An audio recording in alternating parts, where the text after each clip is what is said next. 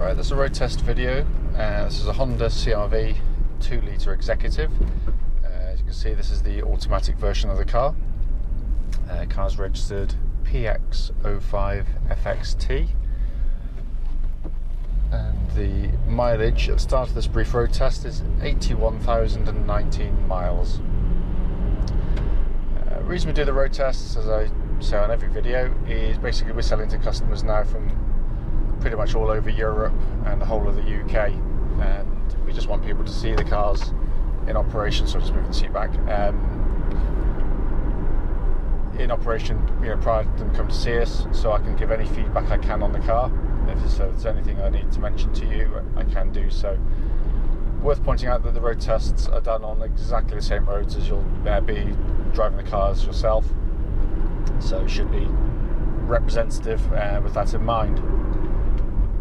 Starting, as I always do, with the engine of the car. Obviously a 2-litre VTEC Honda engine, really lovely engines. The engine starts at the first turn of the key, idles absolutely rock solid. There's no fluctuations up or down. There's no warning lights on the car relating to the engine or anything else for that matter either. Temperature gauge of the vehicle running at a third, which is exactly where it wants to be operating temperature on these Honda cars. But it's a really lovely unit, very easy, sweet and easy to pick up. It's not jerky at low speeds, which works well in conjunction with the auto gearbox. But what it has got is it's got generally a very sort of sweet revving engine nature to it. So very, very typical Honda in that sense. It doesn't mind being revved at all. But as an example of one, it's very, very good indeed. The mileage of the car, in reality, for a Honda is pretty low. They take huge mileages. Engine then runs through into the auto gearbox. Fabulous box. I mean, the Japanese do auto boxes absolutely superbly, and this is another brilliant one. Just feels as tight as a drum. The shift quality is really good still. There's no discernible wear in it, in all honesty.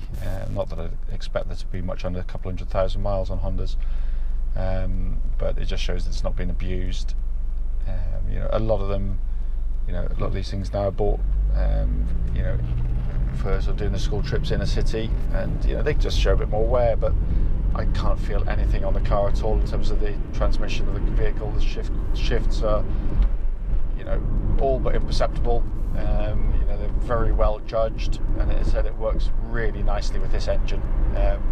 You do have an overdrive button on the car. You can turn it off, so you can it'll keep the revs higher, and just press a button there, and that keeps the revs as low as possible to maintain decent fuel economy.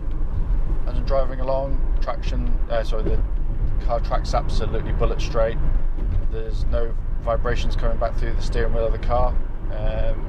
I can't feel any wear in it either. There's no slackness, there's no noise, there's no grumblings from the steering. Again, which is what you can find on cars that do a lot of off-road or being predominantly around town. But it all feels really good.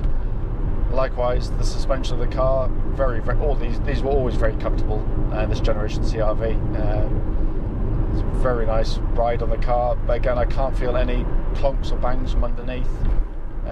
You can hear it going over bumps, which you should do, but what I'm looking out for are those kind of slightly more metallic noises or slightly more knocky type sounds, and that tends to be things like suspension struts and little drop links, and they're designed to be the first weakness in the suspension, so it doesn't strain the big the arms and everything else of the car. And there's nothing at all. It's utterly silent, apart from as I said, apart from when you actually hear it going over a bump. There's nothing metallic under there at all. Also, as I drive along at the speed, I'm listening out for kind of wind noise that really shouldn't be there. And I know I've had loads of these CR-Vs, so I know exactly how noisy they should or shouldn't be. And this one doesn't exhibit any noise that shouldn't be there. And again, that's a sign if you've got a badly fitted windscreen, or someone's skagged a little door seal getting in and out. You can sometimes get those really annoying little wind whistles, and so there's nothing on it at all. What I'm going to do in a second, I'm just going to got this sort of slightly bumpier road, and I'm also going to belt up, so I'm just going to just push the engine a little bit harder.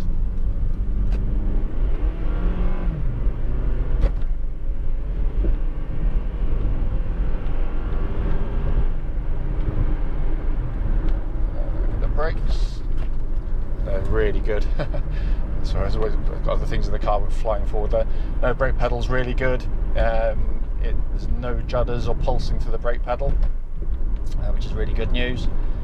When it brakes in a dead straight line, and that would suggest that the brake balance, but also the shock absorbers are all very good, so it's not sort of pulling hard to one side. And obviously this is all checked prior to the car going up by our mechanic anyway, but road tests, the best place to sort of pick up on these things.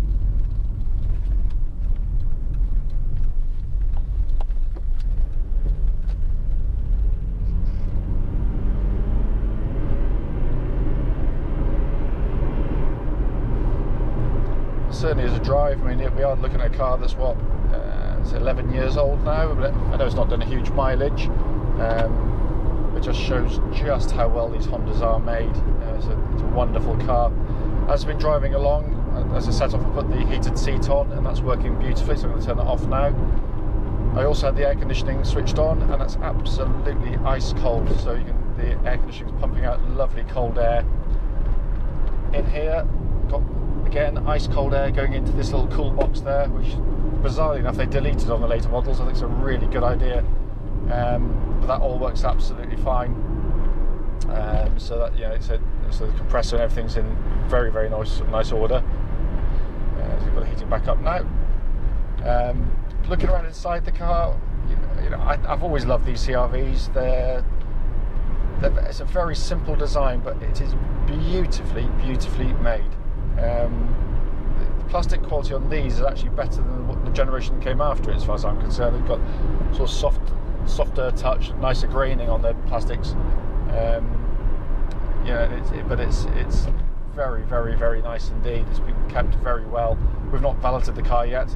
It's due in later today, but it's all in lovely condition in here. I'm having a look around. There must be something that's got a little mark on it, but I can't really see a lot up front here. Having looked around the car earlier, it said it's in very nice condition. Coming across the dashboard, obviously the climate control system is fully functional. So the cool box in the middle there, hidden handbrake lever, which I really love up there, and it's a really nice height to operate as well. Then you've got obviously just standard radio cassette has been fitted to this car. And again, it's a Honda One with the blanking plate there. Originally they had it was quite a primitive sat-nav system, which from memory, and I stand corrected, or it could be, they had it was an Alpine system. It was one of their first attempts at sat-nav, and it was a pretty rubbish system in all honesty. It was fine when it was new, but it didn't take many years for them to glitch. And you find a lot of the executives have had them removed, and this proper Honda stereo, little storage area has been put in. But that all works absolutely fine. Down here, obviously, heated seat buttons. They work. Really nice position for the gear lever. This is Rolls-Royce has put them up here, or not far from here, years ago, and it's a perfect place. And it's just that the actuation of all these things is just so nicely done. It's just so well engineered. It's a real lesson to other manufacturers. Coming across the dashboard, classic Honda dashboard. I love this dashboard. It's just them. It's everything about them. It's absolutely clear as a bell in terms of the information. And two, it's very symmetrical.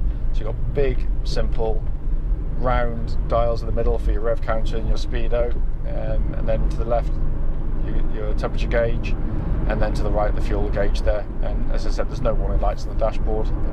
Perspex of the dash is absolutely crystal clear. There's no scratches or marks on there either. In fact, every button I pressed has worked absolutely perfectly. I've not found anything yet that hasn't worked as it was intended to.